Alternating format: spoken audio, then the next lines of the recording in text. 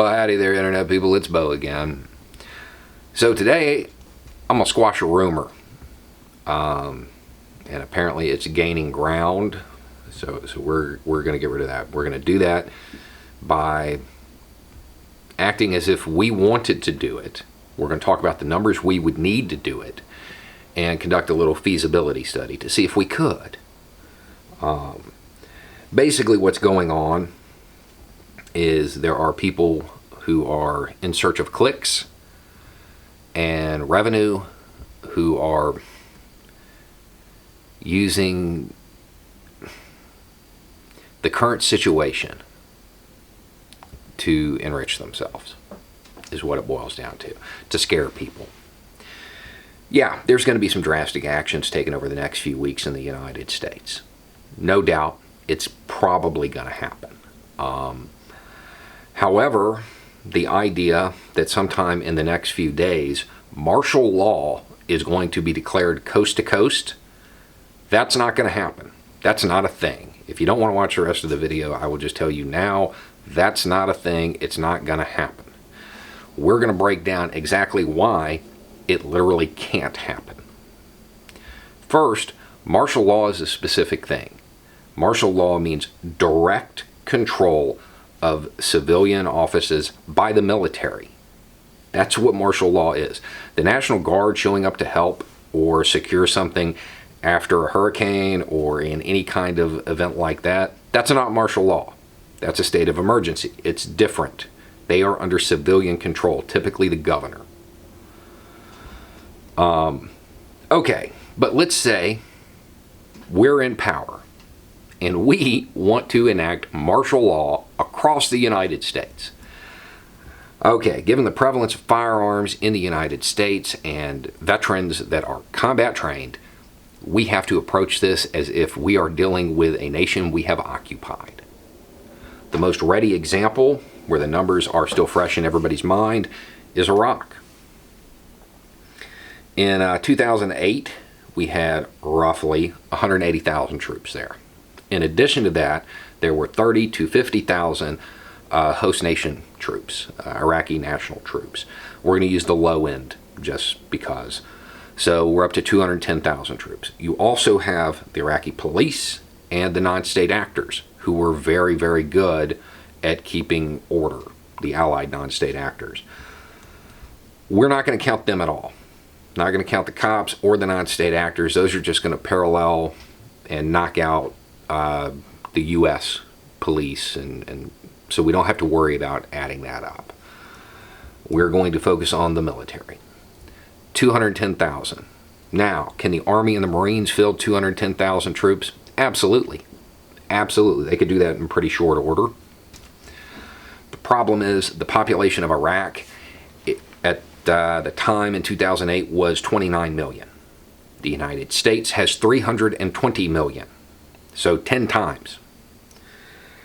So you're going to need 10 times as many troops. You're going to need 2.1 million troops. There's other factors that we'll briefly go over here later that make it even more difficult, but right now we're just going to stick with that. So, we want to do it. We need to come up with 2.1 million troops. Well, the Army and the Marines. Go to them. Can they field that? No. If we used everybody in the Army and everybody in the Marines, we would get to almost a third of what we would need. So we have to tap into the National Guard, the Army Reserves, and Marine Reservists. Got to call all of them up. If we call all of them up, we're about halfway to where we need to get to. So in comes the Navy and the Air Force. We're mobilizing everybody. Needs of the Air Force, needs the Navy. Y'all are off the boats and on the land. We're close enough now where we could try. Understand at this point, we have called up literally everyone. Everyone that we have the ability to call up, brought everyone home from overseas, pulled sailors off of boats, done everything we can. That's what it would take. That's what it would take to get close. Then we also have to factor in the fact that the United States is 20 times the size of Iraq, with a whole bunch of different terrain. Makes logistics even harder, requires more troops. The idea that sometime soon they are going to declare martial law coast to coast, it's not a thing. It is not going to happen. Now, could they do it in certain areas? Yeah, they could. Would they? No. There's no reason to declare martial law.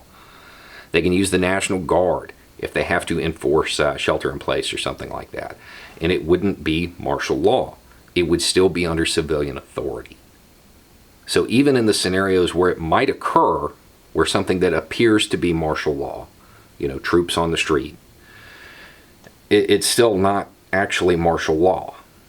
Now, the reason I wanted to talk about this is because the underlying theme is that people need to get ready to fight back against this. That's dangerous, because it is extremely likely that National Guard medical units show up. The idea that people should be ready to respond to them, that's dangerous. They're there to help. If you want to make sure that you don't have the National Guard patrolling your streets telling you to stay in your home, here's a crazy idea. Wash your hands, don't touch your face, stay at home, practice social distancing, follow the suggestions. All of these things that are becoming like orders, they were suggestions first. I don't think it's a good idea to try to rally people to resist those who are trying to save their lives.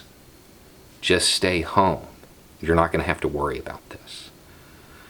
But I cannot envision a scenario in which martial law, true martial law, is declared in the United States. I don't see it happening.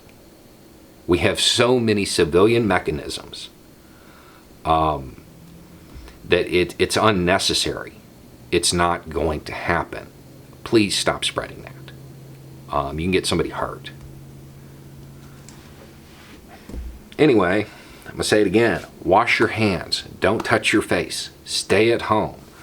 Practice social distancing. Follow the advice of the medical professionals who are trying to save your life. Anyway, it's just a thought. Y'all have a good night.